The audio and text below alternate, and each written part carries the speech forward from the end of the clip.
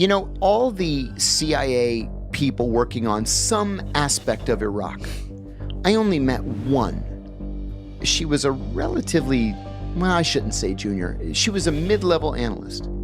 She was the only one who really believed that the Iraqis had WMD. Yeah.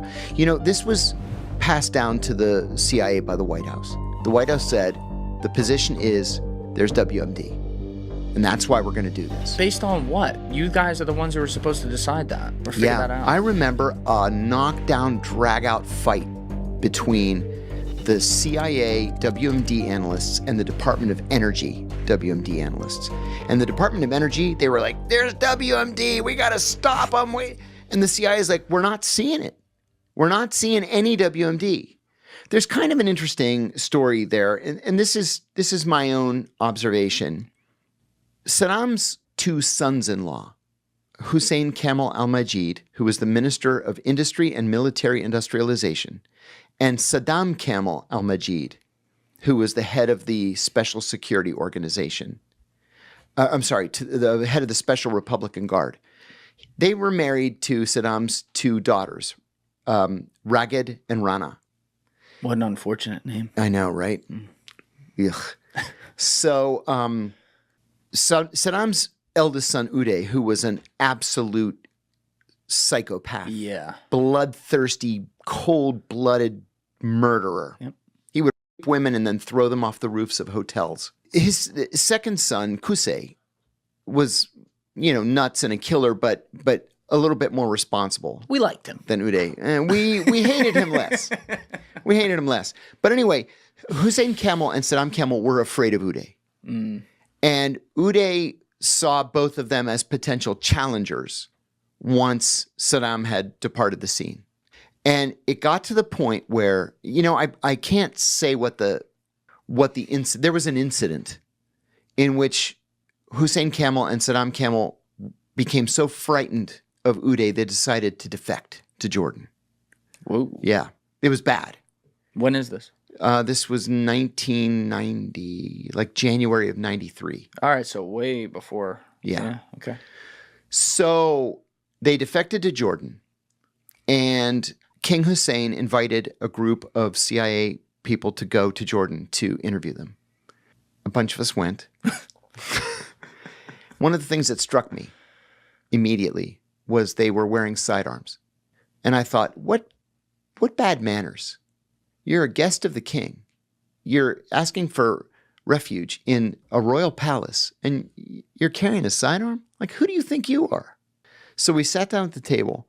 Hussein Kamal says, all right, we need weapons, we need tanks, we need air cover, we need secure communications. And my boss is like, whoa, we're not here to help you overthrow Saddam Hussein. We would never do that. No, we're here for you to tell us where the WMD is. And he's like, I'm not telling you where the WMD is. You're going to help me overthrow Saddam Hussein. So he didn't deny it. No. I'm confident they had WMD in 1993. Define, just to be clear out there, define WMD. Definitely chemical weapons, because they had used chemical weapons against the Kurds and the Iranians. Maybe biological weapons. You can create BW in your kitchen. It's impossible to say, oh, that's a lab for BW, because you can do it anywhere with a sink and an incubator. CW was the big thing, because that was most of the arsenal. The WMD arsenal was chemical weapons. Yeah. So, but they weren't giving it to you. No. They weren't telling you. And we weren't going to help them. So we ended up sitting there staring at each other for an hour. And then we just said, we're flying back to Washington. And so we did. But what we did in the meantime was we leaked a story, a false story, to the Arab newspapers saying, oh my God, there was a secret CIA delegation in town. And they met with Hussein Kamal and Saddam Kamal, and they gave them everything. The Iraqis, they told the Americans everything. Oh, you burned them. And we think that Saddam saw the article and destroyed all the chemical weapons. Whoa, so that was successful. That's a good leak. The only remnants of chemical weapons we were able to find after we invaded Iraq had been buried in the desert and had been there for a decade. And what were they? They were rockets, legitimate delivery systems where CW could be loaded. I still remember the date. On June 30th, we published a paper in which we said we believed Saddam Hussein was going to attack Kuwait. June 30th. So this was 4.5 weeks before the invasion of Kuwait. And the night before the invasion, man, I was excited. Like I was so energized that I'm gonna be able to make something of myself here. And the senior analyst came over to me and he said, I think you're not understanding the import of what's happening right now. And I said, yeah? He said, it's not unusual for the countries we cover to go to war. It's very unusual for the countries we cover to go to war. It was clear in the early summer of 1990. Actually, let me ask you, do you mind pulling up a map of the Rumaila oil field, Rumailah, Rumaila oil field? So this is an oil field that's like 95% under Iraq and 5% under Kuwait. Got it. So which one do you want, John? Yeah, that first one looks like it'll right work. there? Yeah. Okay. There you go. Now you see the green, it sort of ends at the Kuwaiti border. Yes. It goes across the Kuwaiti border like a kilometer. And the Kuwaitis were slant drilling. They were drilling diagonally under Iraqi territory so they could steal the oil. And the Iraqis caught them. Right. Not good. So the Iraqis said, you're stealing the oil. We're going to send troops to the border. And the Kuwaitis are like, oh my God, they're starting to freak out. So the Pentagon asked the U.S. Defense Attaché in Baghdad, do us a favor, drive down to the border and tell us if there's anything we should be worried about. He drives down to the border and he says the entire Iraqi military is on its way south. How big was their military? Oh, it was about 200,000 people. Oh. It was big. That'll do. It was the fourth largest military in the Middle East or third. Wow. It was big. It was big. Like Iran and Egypt were bigger, but it was big. So he's like, we need to take this deadly seriously. So the State Department, under Secretary of State James Baker, sent a cable to the U.S. ambassador to Iraq, April Glaspie. I loved April. She was career diplomat, just an awesome person. She lived with her mom in Baghdad. Her mom was old and needed, elder care. So she was living in Baghdad with her daughter. They were getting ready to go on vacation 4 days before the invasion. And so Baker sent a cable saying, before you go on vacation, go see Saddam Hussein. And she had only seen Saddam once. It was when she presented her credentials. So it was, Saddam didn't meet with anybody, really. It's so strange, like thinking of it now, like Saddam meeting with like a U.S. official person. Crazy, right? Yeah. So April goes to see Saddam, and she told Saddam exactly what she was instructed to tell Saddam, right? Now, I remember the talking points cable that went out. And the point we wanted to convey was that the United States does not take a position on Arab border disputes, right? Oh, wow. That was not what I was expecting. That was a critical mistake. Okay. The conventional wisdom was the Iraqis were so angry about the Rumaila oil field that they were going to take the Kuwaiti part of the field. So they were going to go into Kuwait. We thought maybe 5, maybe 10 kilometers, because the rest is just wasteland, and just secure the field. Nobody thought they're going to take the entire country, and then it's going to fall in 4 hours, right? The whole country fell in 4 hours. Saddam would never. I know. Come on now.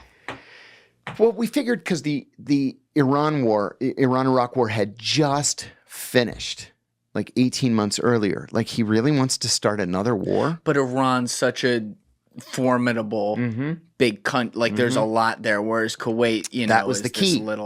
That was the key. And in his mind, the American ambassador had just said, go ahead and take Kuwait. We're not going to interfere. Right?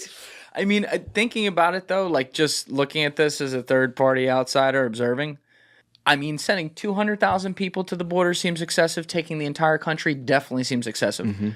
But seeing as they did drill into his country, some sort of action actually does. Absolutely right. Absolutely right. And if he had just taken the Rumaila oil field, y'all would have said okay. That would be Iraqi today, and Saddam Hussein or one of his kids would be the president of Iraq.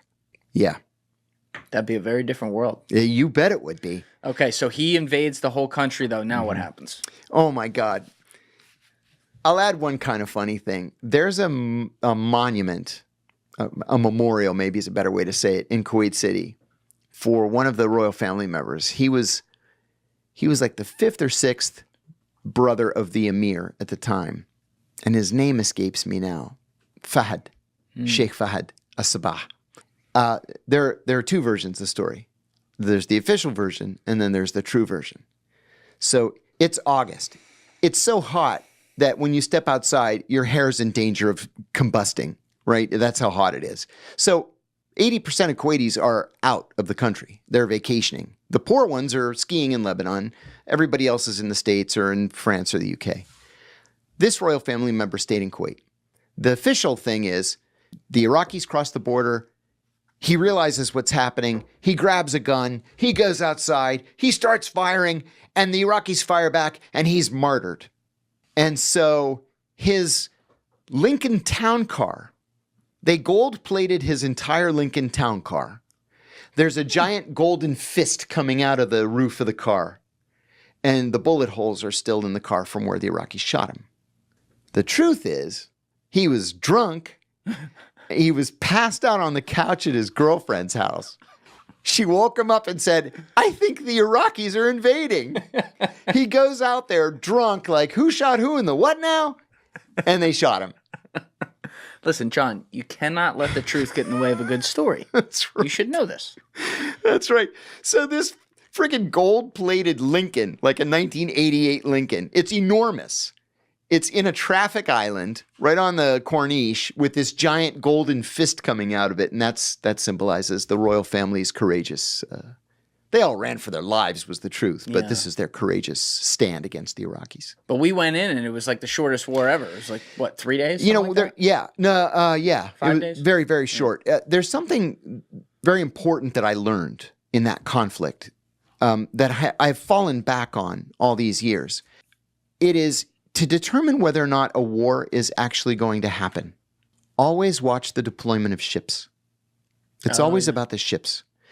The conventional wisdom at the time was that the Persian Gulf was too shallow to accommodate an aircraft carrier.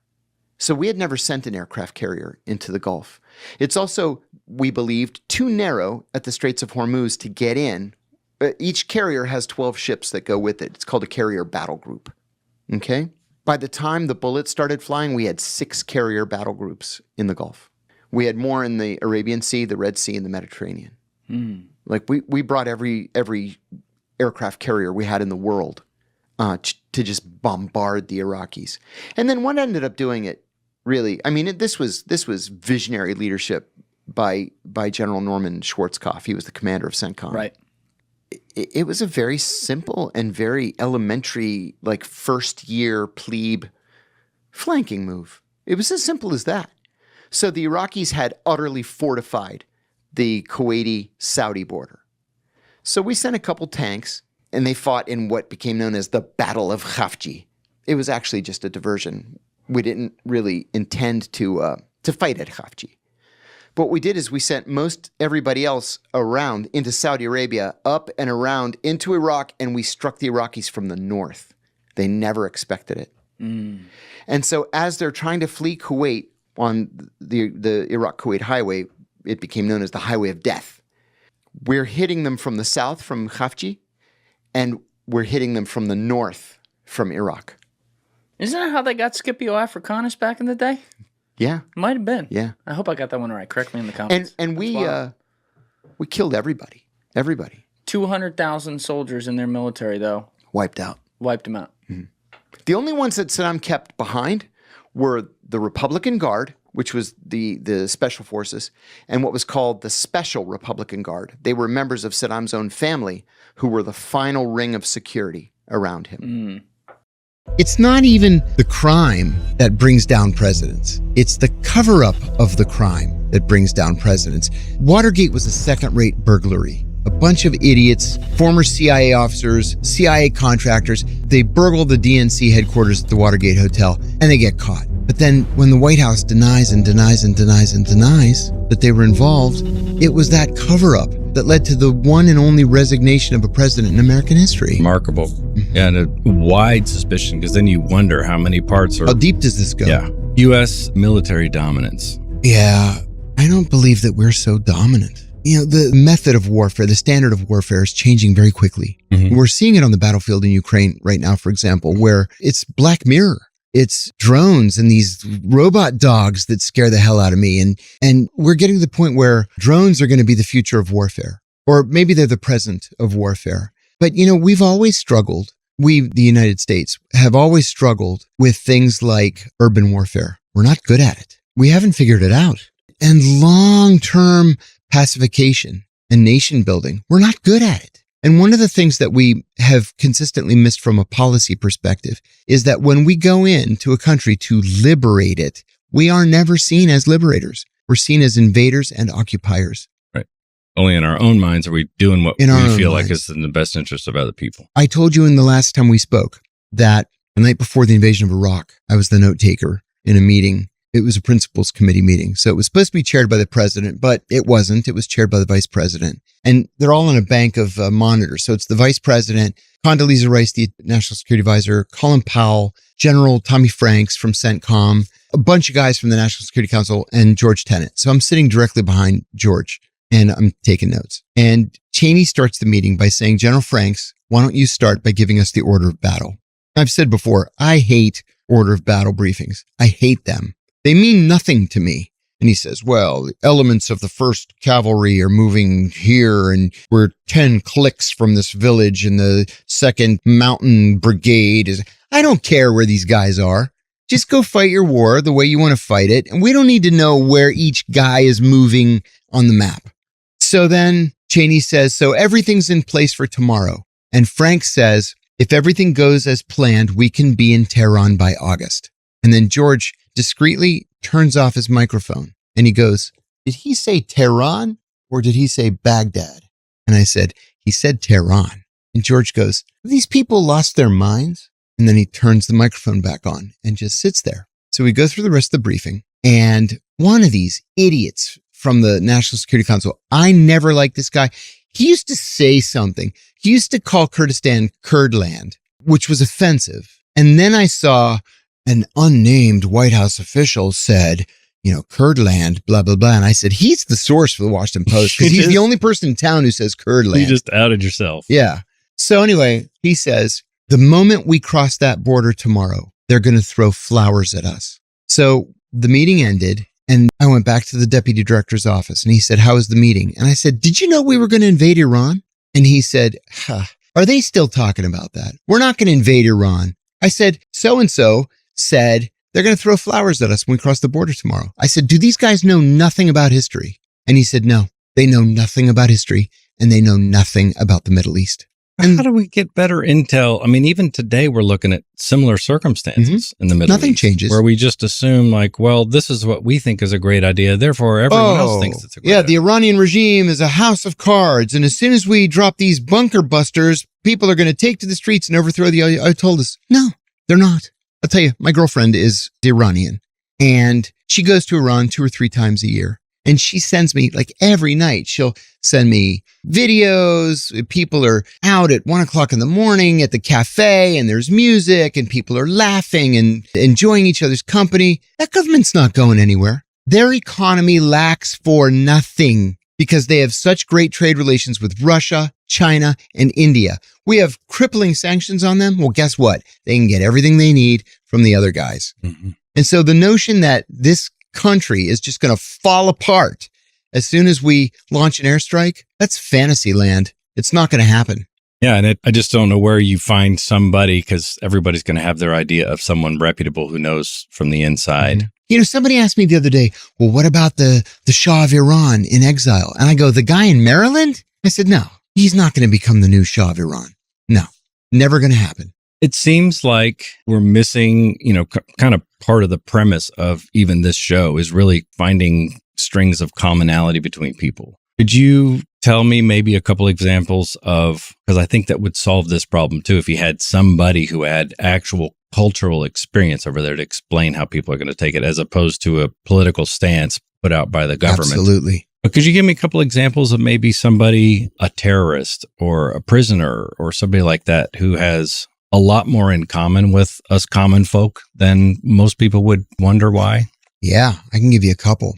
I talk about this guy in my very first book. He was the first in-depth interrogation I did when I got to Pakistan as the chief of counterterrorism operations. He was Jordanian, and we captured him coming across the border from Tora Bora. So the guy is cuffed and he's chained to an eye bolt in the table. And I've never done an interrogation before. We didn't have interrogation classes at the CIA. The FBI normally did interrogations, but this was different. So I sat down and I'm thinking, should I be like a good cop? Should I be a bad cop? And I said, screw it. I'm just going to have a conversation with the guy. Neither good nor bad. Just going to ask him. So I introduced myself. I don't think I used my real name. And I said, is your name, Ahmed Shmahmed? And he said, yes, it is. And I said, so what were you doing in Tora Bora? You're Jordanian. Why were you in Tora Bora? And he said, well, for a couple of reasons. Number one, I went to Afghanistan in 2000 to open an orphanage for parentless Afghan children. And, the Arabs were very involved in Afghanistan, and Al-Qaeda approached me and I joined Al-Qaeda. I said, you joined Al-Qaeda? And he said, yes. I said, like a left turn. Why'd you do that? And he said, well, they were very generous in funding the orphanage and they didn't ask anything of me. He said, I never had a weapon or anything, but I'm an Arab living in a non-Arab country. And they came to me and, asked for help, and they would bring children to the orphanage and blah, blah, blah. Like, okay. And I laid out a map on the table and I said, one of the things that we're interested in is the path that you took from Tora Bora across the mountains into Pakistan. We used to call them rat lines, right? So we wanted to plug up the rat lines. These mountains are prohibitive. They're so steep and jagged, and it's almost impossible you can't go over the mountains. You have to go through these valleys. So the map was very specific. So I said, show me how you got from Tora Bora to Quetta, Pakistan. And he laid it all out. And he would say, well, there's a village right here. And there was a guy in the village who had a Toyota pickup truck, and he drove me from point A to point B. His wife gave me some food. And then I spent the night in a barn, here, a hovel, whatever it was. He couldn't have been any more detailed. I knew he was telling the truth. I knew it because we already knew the rat lines. Yeah. We just wanted to see if he would. You're making up a story. You're not going to be overly detailed. You're going to be under detailed. Exactly. And I said, one last question. I said, why would you tell me all this? I know you're telling the truth. Why would you tell me all this? And he goes, I'm your prisoner. What good would it do for me to lie to you? And I said, okay. And then he says, but now I have a question for you. I said, all right. And he says, I would like to invite you into the embrace of Islam, and I will be your godfather. And I said, well, thank you for that. I said, I'm a Christian and I'm going to remain a Christian, but thank you for the offer. I appreciate it. We ended up releasing him back to Jordan. He wasn't a combatant. He just kind of got caught up in everything and came across the border with all the other Al-Qaeda people. But there were lots of people like him. One of the things that I heard many, many times, and usually it was from the lower level, the younger, kids, 18, 19, 20 years old, was they didn't know anything about the United States. They didn't know anything about American foreign policy. They were in these isolated villages and they couldn't read and write. They had no job skills and they wanted to get married. You're 18 years old. You want to get married in that culture. That's what you're thinking about. And here too. Here too. But what man wants his daughter to marry this kid who can't read and write, can't work, doesn't have any skills? So they can't find a bride. The local imam would go up to them and say, what are you doing in this village? You don't want to stay in this village. You should go to Afghanistan and make jihad against the Americans. And if you do that, we'll give you $300 a month. And if you're martyred, we'll give your parents a $500 martyrdom bonus. And they're like, okay. And they just go. But that's got to be an extraordinarily different culture to take that on. Because you could take a poor American all day long and say you're going to still pay him a little bit. Yeah, go fight the Russians. Take care of your family, which is seeing far outside of yourself, which I think so many of us are. But this is the role of Islam, right? They genuinely believe that there is something waiting for them in paradise. And so they'll make the best of what they have here. And if it doesn't work out, then they go to heaven anyway. So what's the difference? Yeah, but Christians are going to go to heaven anyways, too. Yeah, and you're not going to see a lot of them. The old joke that Osama bin Laden went to, he was killed and he went to heaven and George Washington was waiting for him.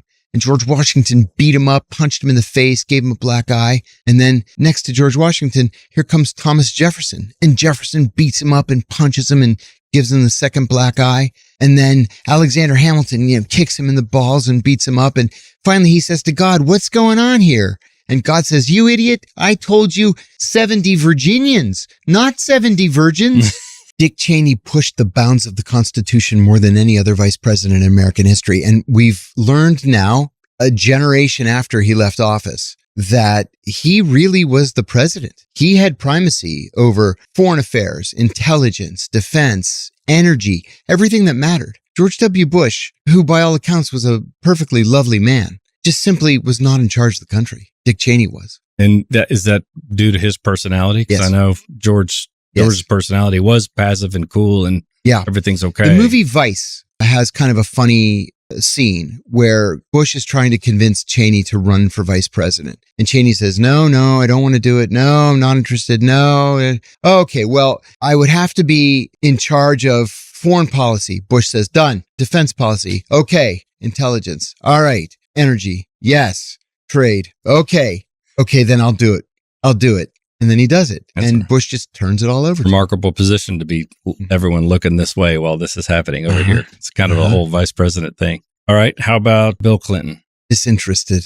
Bill Clinton famously was briefed by the CIA twice in his 8 years as president. He had no interest whatsoever in intelligence. Al Gore had a great interest. And Gore was briefed 6 days a week for 8 years. And if there was something important that Clinton needed to know, Gore would brief him. But Jim Woolsey, who was Clinton's first CIA director, said that he had never briefed Clinton and he wasn't sure Clinton would recognize him in a meeting. He trusted Gore that much. He did. And Gore really was on top of things. This is going to be a weird one. And tell me if you know anything about this, because I don't remember exactly when your CIA stint started. But Kiki Camarena. Oh, well, he's kind of a famous DEA agent who was killed. In fact, I think he was the first one that was killed in Mexico by one of the cartels. And it was the death of Kiki Camarena that led the Reagan administration to pursue legislation that would allow U.S. law enforcement to kidnap people overseas and clandestinely bring them back to face trial.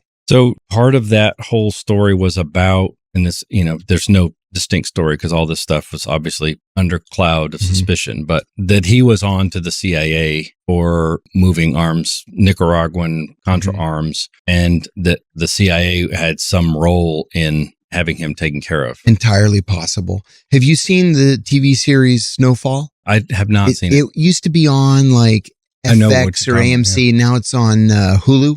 It is, in my view, the definitive account of the CIA's role in the movement of cocaine from Latin America to Los Angeles in the 1980s.